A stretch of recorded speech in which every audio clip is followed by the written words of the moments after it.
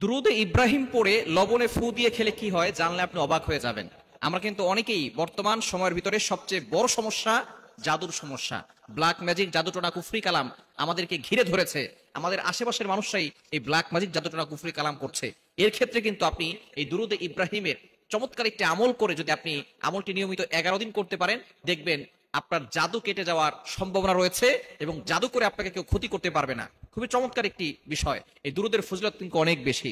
নবীজি সাল্লাল্লাহু আলাইহি সাল্লামের প্রতি যে ব্যক্তি একবার দুরুদ পাঠ করবে, আল্লাহ পাক রব্বুল আলামিন তার উপরে 10 বার রহমত নাজিল করবেন। তার উপরে আল্লাহ পাক রব্বুল আলামিন 10টি গুনাহ মাফ করে দিবেন। শুধু তাই নয়, তার উপরে আল্লাহ পাক রব্বুল আলামিন 10টি মর্যাদা দান করবেন। সুতরাং দুরুদের অনেক ফজিলত রয়েছে। আল্লাহ তাআলা নিজে বলছেন, কোরআন খুলেন, আল্লাহ বলছেন 22 নম্বর পারার 5 নম্বর পৃষ্ঠার 4-5 নম্বর লাইন, সূরা আহজাবের 56 নম্বর আয়াতে রব্বুল আলামিন বলেন, ইন্নাল্লাহা ওয়া মালাইকাতাহু ইউসাল্লুনা আলান নবী ইয়া আইয়ুহাল্লাযীনা আমানু সাল্লু আলাইহি ওয়া সাল্লিমু তাসলিমা।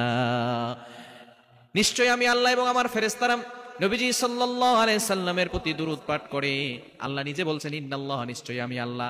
আল্লাহ নবীজির উপরে দুরূদ পাঠ করে মানে আল্লাহ তাআলা নবীজির উপরে রহমত নাজিল করেন। ফেরেশতারা দুরূদ পাঠ করে মানে ফেরেশতারা নবীজি সাল্লাল্লাহু আলাইহি সাল্লামের উপরে রহমতের দোয়া করেন।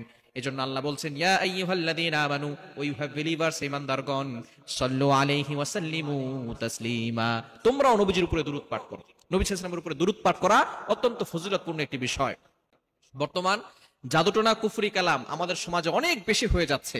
এটা থেকে বাঁচার জন্য জাদুটাকে কাটতে হবে। এটা কাটার জন্য আপনি দৈনিক 5 ওয়াক্ত নামাজের পরে ফজরের নামাজ অবশ্যই পড়বেন এবং 5 ওয়াক্ত নামাজ অবশ্যই জামাতের সাথে পড়ার চেষ্টা করবেন এবং মা বোনরা ঘরে পড়ার চেষ্টা করবেন। 5 ওয়াক্ত নামাজের পরে, বিশেষ করে ফজরের নামাজের পরে আপনি আমলটি করবেন। দুরূদ শরীফ প্রথমে ইস্তেগফার পড়বেন 3 বার, এরপরে দুরূদ শরীফ পড়বেন 3 বার, এরপরে আয়াতুল কুরসি পড়বেন 1 বার, তারপরে সূরা ইখলাস পড়বেন 3 বার, সূরা ফালাক পড়বেন 3 বার, সূরা নাস পড়বেন 3 বার। পড়ে এরপরে আপনি সামান্য পরিমাণ লবণ নেবেন।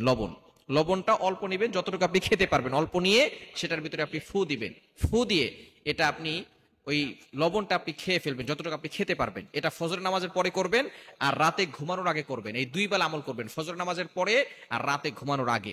যদি আপনি এটা করতে পারেন, তাহলে যদি কেউ আপনাকে জাদুটোনা করে, টানা 11 দিন করতে পারলে, কেউ যদি আপনাকে জাদুটোনা করে, সেই জাদুটোনা কেটে যাবে ইনশাআল্লাহ।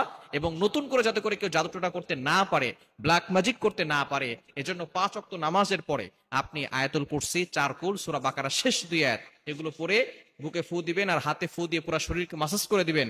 আল্লাহ পাক রব্বুল আলামিন আপনাকে সকল বিপদ আপদ থেকে হেফাজত করবেন এবং এই জাদুটোনা, কুফরি কালাম থেকে আল্লাহ তাআলা আপনাকে মুক্তির ব্যবস্থা করে দিবেন।